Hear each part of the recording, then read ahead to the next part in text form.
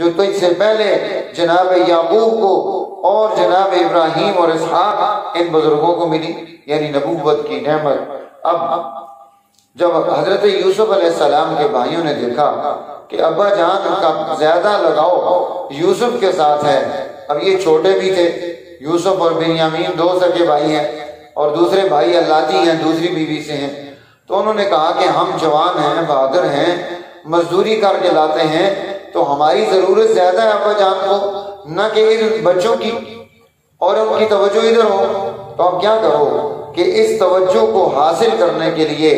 اب تم یہ کام کرو کہ یا تو یوسف کو قتل کر دو، اب اطرحوہ ارضاً، یا اسے اس زمین سے الگ کر دو، کسی اور ملک میں بھیج دو، یخل لکم وجہ ابیکم، کہ تمہارے ابا کی توجہ خالص تمہارے لیے ہو جائے، وَتَكُونُوا مِن بَعْدِهِ قَوْمًا صَالِحِينَ، اس کے بعد ہم جو ہے وہ نیک ہو جائیں گے۔ اب دیکھیے کہ یہ ان کے ذہن میں جو چیز آ رہی ہے کہ ایک غلط کام کرنے کے بعد آپ جو ہے اس کے بعد نیک ہو جائیں، تو اس لیے انسان کو شروع سے ہی اپنی بنیاد وہ درست رکھنی چاہیے، بنیاد غلط نہیں کرنی چاہیے۔ نیکی کے عمل کی بنیاد بھی نیکی ہی پر ہونی چاہیے، حسد کی بنیاد پر، کینہ، بغض، اندر کی اس طرح کی بیماریوں کی وجہ سے ایسا کام نہیں ہونا چاہیے۔ دین اسلام نے اس بارے میں رہنمائی ارشاد فرما دی۔ حضرت یوسف علیہ السلام کا یہ واقعہ ہمیں رہنمائی دیتا ہے کہ جو انسان اللہ نے اس کے لیے ترقی کے فیصلے لکھ دیے، ساری کائنات مل کر اس کو ترقی کے راستے سے نہیں ہٹا سکتی، اور جس کے لیے ترقی کے فیصلے نہیں، وہ ساری کائنات مل کر اسے ترقی نہیں دے سکتی۔ اور دوسری چیز، انسان کی ترقی کے راستے میں جو اس کو آگے کی طرف لے کر جاتی ہے وہ ہے اس کی استقامت، کسی کام پر ڈٹ جانا، اور اس کا حیا،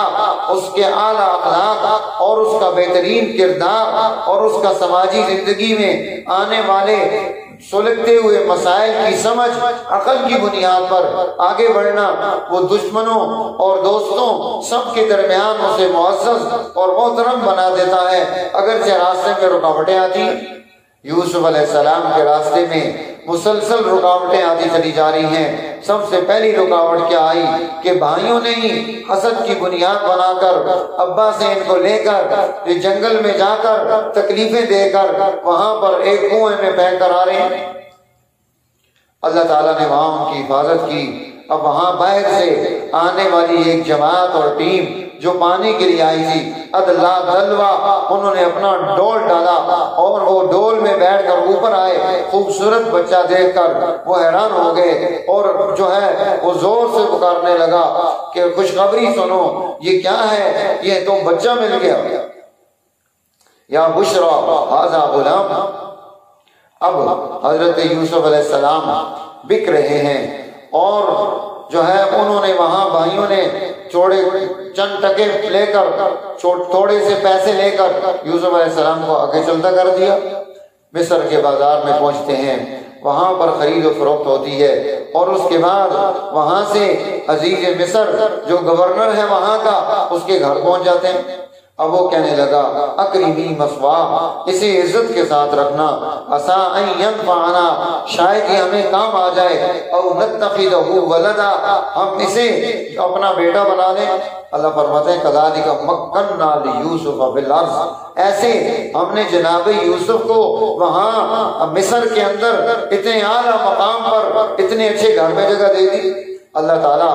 جیسے چاہتا ہے وہ کر سکتا ہے، اس کے فیصلے وہ بہترین اور بے مثال ہوتے ہیں۔ اور اللہ تعالیٰ نے اب وہاں اگلا مرحلہ آ گیا امتحان کا کہ عزیز مصر کی جو بیوی ہے یوسف علیہ السلام کے حسن پر فریفتہ ہو کر وہ اپنی خواہش کا اظہار کرتی ہے، اور وہاں پر سارے نظام بناتی ہے، وہاں جو ہے نا ساری خوبصورتیاں قائم کرتی ہے کہ یوسف کو پھنسا لے۔ اب حضرت یوسف علیہ السلام اور وہ آمنے سامنے ہیں، اور وہ اپنی خواہش پورا کرنا چاہتی ہے۔ یوسف علیہ السلام فرماتے ہیں معاذ اللہ، اللہ کی بنا کہ میں جس کا کھاؤں اسی کے گھر میں خرابی پیدا کروں۔ انبیاء کا مشن نہیں، یہ نمک حرامی کرنا۔ اس لیے انسان جہاں کھاتا ہے، جس پلیٹ سے کھاتا ہے، جس گھر سے کھاتا ہے، جہاں اس نے رہنا ہے، جہاں اس نے ملازمت کرنی ہے، ان لوگوں کے ساتھ ہی دھوکہ کرنا، یہ دین کا کام نہیں، دین والوں کا کام نہیں، یہ دین کا خلق نہیں۔ ہمیں ایسا نہیں کرنا چاہیے۔ معاذ اللہ، انہو ربی احسن مثواج، کہ میرے اس مالک نے مجھے کتنے بہترین انداز سے رکھا اور میں وہاں خیانت کر دوں۔ اس لیے اب وہ کیا ہوا، واستبق الباب، اللہ نے برہان دکھلائی، اللہ نے حفاظت کے انتظامات کیے، اور جو ہے دروازے کی طرف سیدنا یوسف بھاگ پڑے۔ جب انسان بند دروازوں کی طرف بھی بھاگتا ہے تو اللہ کی مدد اس کے ساتھ شامل ہوتی ہے، دروازے کھلتے چلے جا رہے ہیں، انسان کے اندر کا عزم، اس کی استقامت اس کے بند دروازوں کو کھول دیتی ہے۔ اب یوسف علیہ السلام وہاں سے نکل کر جب دروازے پر پہنچے، مین ڈور پر، تو وہاں عزیز مصر کھڑا ہے۔ اب عورت نے فوراً فیصلہ بدل دیا کہ یہ تو آپ کے خاندان کے ساتھ زیادتی کرنا چاہتا ہے، اس کی تو سزا ہونی چاہیے۔ اب وہ حضرت یوسف علیہ السلام اپنی جو ہے وہاں پر وضاحت بیان کرتے ہیں کہ یہ مجھے گناہ کی طرف اکسانا چاہتی تھی، میں بھاگ کے آ رہا ہوں۔ اب وہاں گواہی دینے والے بچے نے گواہی دی کہ قمیص کو دیکھو، اگر یہ آگے سے پھٹی ہے تو پھر یوسف علیہ السلام یہ جھوٹے ہیں، وہ عورت سچی ہے، اور اگر قمیص پیچھے سے پھٹی ہے تو پھر حضرت یوسف علیہ السلام سچے ہیں اور اللہ کے نبی، اور جو ہے وہ عورت جھوٹی ہے۔ قرآن حکیم نے اس کو پیش کیا۔ اب جب رأى قمیصہ قد من دبر، جب دیکھا کہ قمیص پیچھے سے پھٹی ہے، اس کا مطلب ہے کہ مرد بھاگ رہا ہے، عورت پیچھے سے کھینچ رہی ہے، اس لیے تو پیچھے سے پھٹی۔ اب وہ کہنے لگا اپنی بیوی سے، یوسف وارد عن ھذا، یوسف آپ اس بات کو رہنے دیں، اور بیوی سے کہنے لگا واستغفری لذنبک، تو اپنے گناہ کی معافی مانگ، انکی کنت من الخاطئین، تو خطا کار لگ رہی ہے۔ اب حضرت یوسف علیہ السلام کے لیے اگلا پریشانی کا دور آتا ہے کہ وہاں مصر کی خواتین میں یہ بات پھیلی، بڑے لوگوں میں، تو اس عورت نے ان سب کی دعوت کی اور ان کو جو ہے سامنے فروٹ رکھے، ہاتھوں میں چھریاں پکڑائیں، یوسف علیہ السلام کو وہاں سے گزرنے کا حکم دیا۔ جب وہ گزرے، اب انہوں نے جب دیکھا تو وہ دیکھ کر دھک رہ گئی، اپنی انگلیاں کاٹ ڈالی، اپنے ہاتھ کاٹ ڈالے، خون نکلنے لگ گیا، اور وہ کہنے لگی کہ ما ھذا بشرا، یہ انسان نہیں ہو سکتا، ان ھذا الا ملک کریم، یہ تو کوئی معزز فرشتہ ہی لگ رہا ہے۔ اب وہ کہنے لگی کہ اس کے بارے میں تم نے مجھے ملامت کی تھی، اسے میں نے اپنی خواہش پر لانے کی کوشش کی، فاستعصم، اس نے اپنے آپ کو روک کے رکھا ہے، اگر یہ بات نہیں مانے گا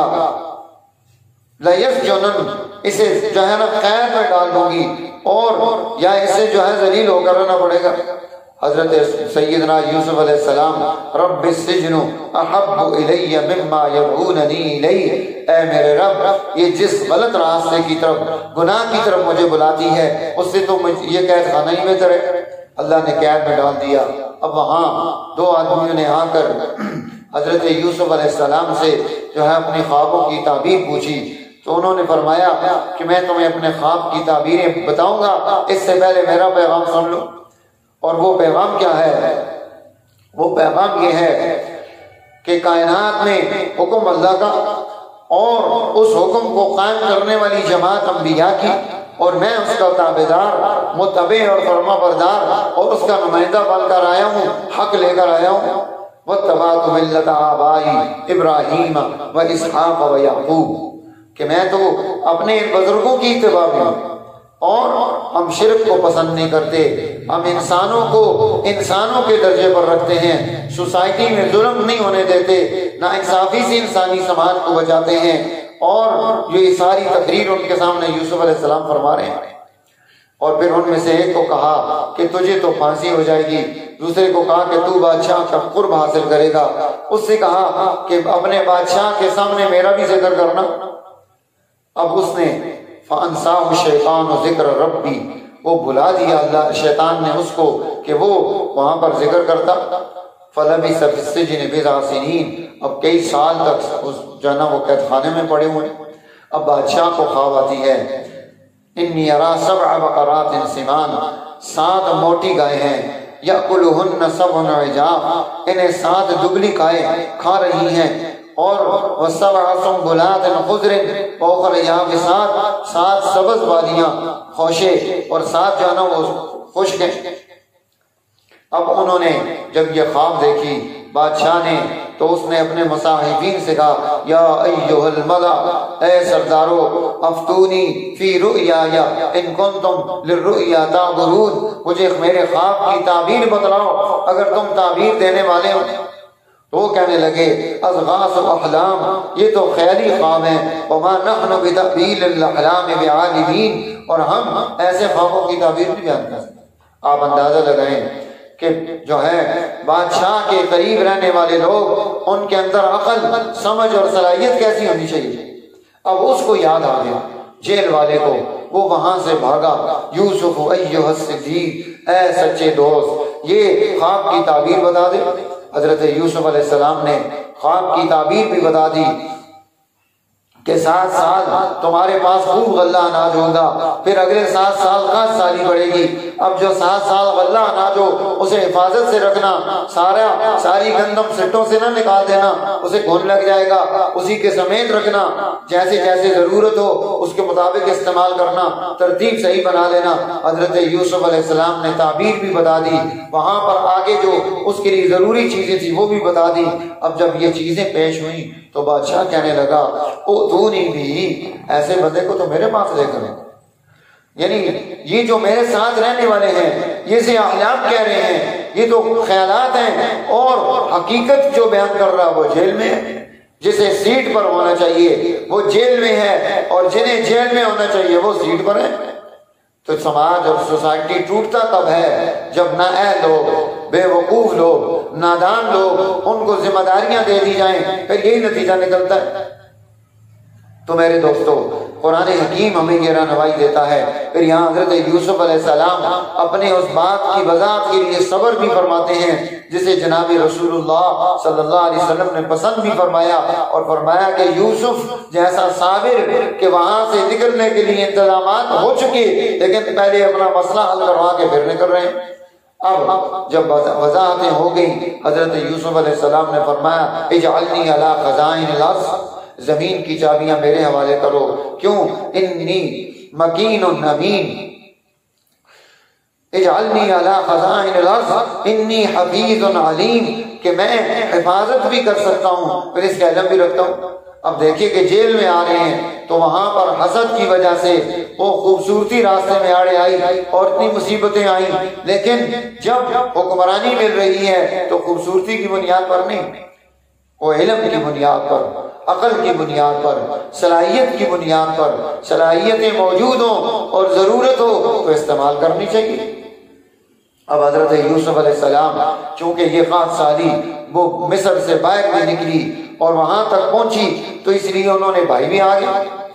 اب جب بھائی آئے ان کے ذریعے سے بنیامین کو بلوایا، ان کے قانون میں نہیں بلا سکتے تھے، ان کے قانون میں یہ تھا کہ جو کسی کی چوری کرے بنی اسرائیل کے، حضرت یعقوب علیہ السلام کے، کہ 1 سال تک وہ چور ان کے لوگوں کے ہاں خدمت کا فریضہ سر انجام دے گا۔ اس طرح یوسف علیہ السلام نے تدبیر کر کے اپنے بھائی کو اپنے پاس بلا لیا، اور پھر اللہ تعالیٰ نے جو ہے راستے کھولے، اور جب ان کے بھائیوں کو عقل آ گئی، ان کے اندر استعداد پیدا ہو گئی، انہیں اپنی غلطیوں کا احساس ہونے لگا اور ان پر حالات ٹف آنے لگے، اب وہ پریشان ہوئے تو یوسف علیہ السلام سے آ کر التجا کر رہے ہیں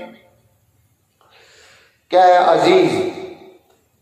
مسنا واہلنا الضر، ہمیں اور ہمارے خاندان کو بڑی تکلیف پہنچ چکی اور اب ہمارے پاس وسائل بھی نہیں، تو ہمارے حال پر رحم کر، کوئی تھوڑا صدقہ ہمیں دے دے، ہم پر مہربانی کر دے۔ اب حضرت یوسف علیہ السلام جب اپنے خاندان کو اس حال میں دیکھا، اب ان کے وہ صبر کے پیمانے لبریز ہو گئے، اور پھر انہوں نے فرمایا کہ تمہیں پتہ ہے کہ تم نے یوسف اور اس کے بھائی کے ساتھ کیا کیا؟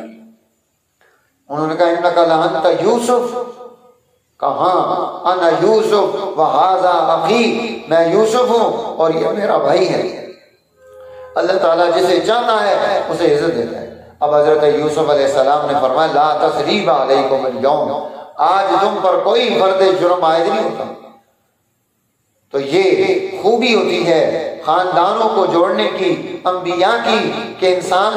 ضد اور جذبات سے فیصلے نہ کرے، حقائق کو سامنے رکھ کر فیصلے کرے، کہ ہمیں شیطان نے برباد کر دیا۔ اب حضرت یعقوب علیہ السلام، تفصیل نہیں، وقت نہیں کہ ان کی تفصیلات بیان کریں، پھر کبھی ان پر بھی گفتگو کریں گے۔ اللہ تعالیٰ نے جو ہے ان کو اپنے بچے کے ساتھ ملاقات کرائی اور یہ سارا خاندان ایک ہو گیا۔ اللہ کی بارگاہ میں سیدنا یوسف علیہ السلام دعا مانگ رہے ہیں، رب قد آتیتنی من الملک، اے میرے مالک تو نے مجھے حکومت عطا کی، وعلمتنی من تعبیر الاحادیث، اور مجھے خوابوں کی تعبیر کا علم بھی دیا، فاطر السماوات والارض، زمین و آسمان کو پیدا کرنے والے، انت ولی فی الدنیا والآخرہ، تو ہی میرا ولی دنیا اور آخرت میں ہے، توفنی مسلما والحقنی بالصالحین، مجھے اسلام اور موت دینا اور مجھے نیک وقتوں میں شامل کرنا۔ بڑی جامع دعا حضرت سیدنا یوسف علیہ السلام نے مانگی ہے۔